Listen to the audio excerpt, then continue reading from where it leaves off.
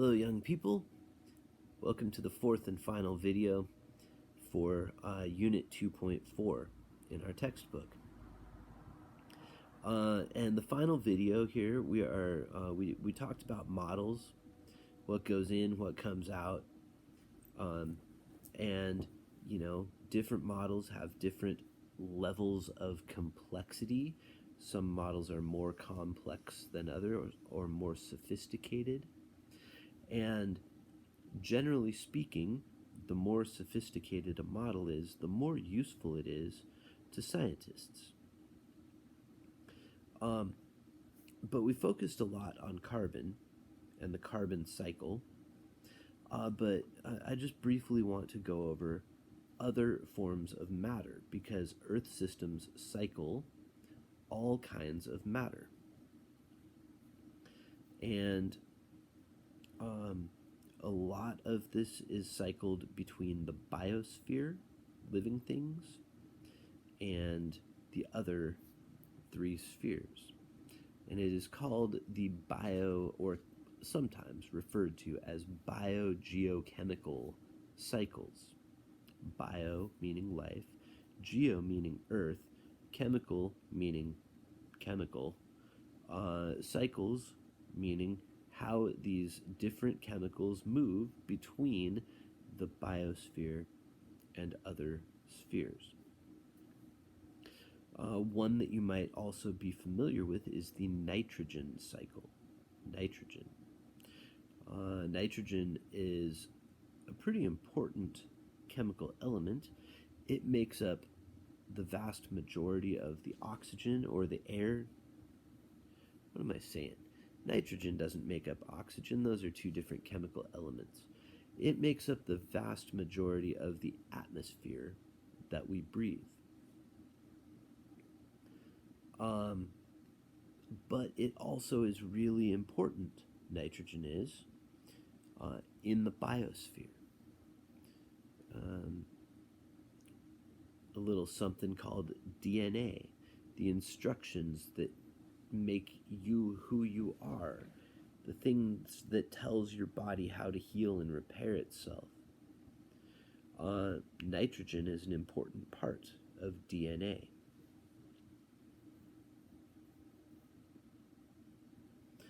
And nitrogen is extremely important for plants. It plays a big component in a lot of fertilizers. And the crazy thing about nitrogen is, even though it makes up, nearly 80% of our atmosphere, plants are not adapted to take nitrogen directly from the atmosphere.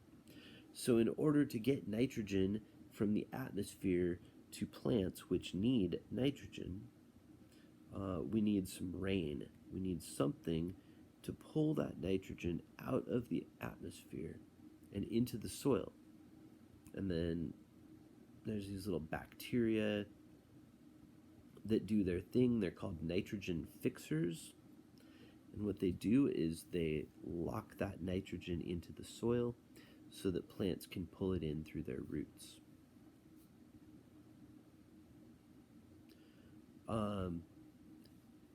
Another cycle of matter might be the phosphorus cycle. Phosphorus doesn't make up any atmospheric gases, so phosphorus just moves from the biosphere to the geosphere. Another bit of matter that cycles is a little element called oxygen that you and I and everybody we know needs to survive. You want to know a crazy number? 99+%. Okay, Germond, what does that mean? 99% of the oxygen on Earth is actually part of the rocks that make up our planet, the minerals that make up those rocks. But that little less than 1% that isn't locked up in the rocks, it's in atmospheric gas. We breathe oxygen every time we draw a breath, but it's also in other chemical compounds, carbon dioxide, for example. There's twice as much oxygen as there is carbon in carbon dioxide.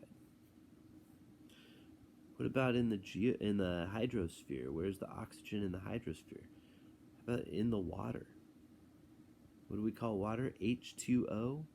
The O in there, that's oxygen. What about the biosphere? Going back to the first video, photosynthesis and cellular respiration. But in cellular respiration, what do we do with oxygen? Our bodies use it to make fats, carbohydrates, proteins, store those things in our body. So oxygen can clearly move from one sphere to another as well.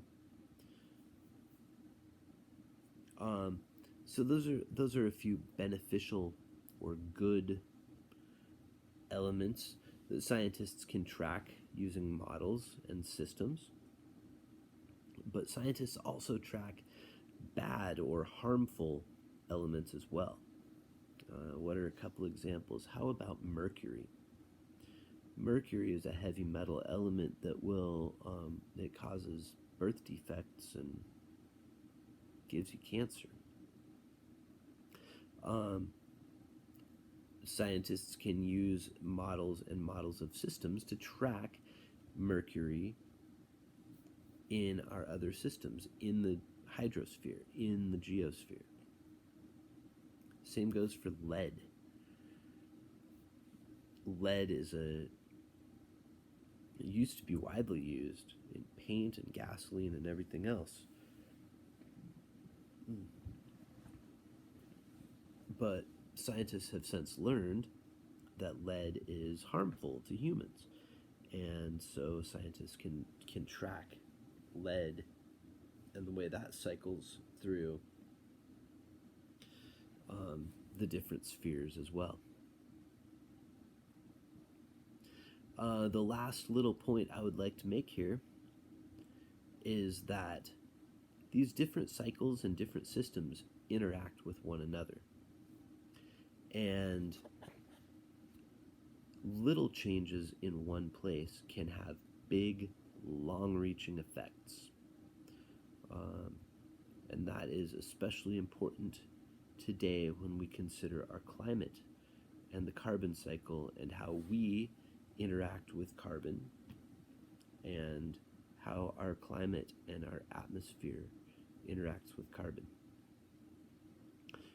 All right, that's all of our notes, all of my notes anyways, from Unit 2.4.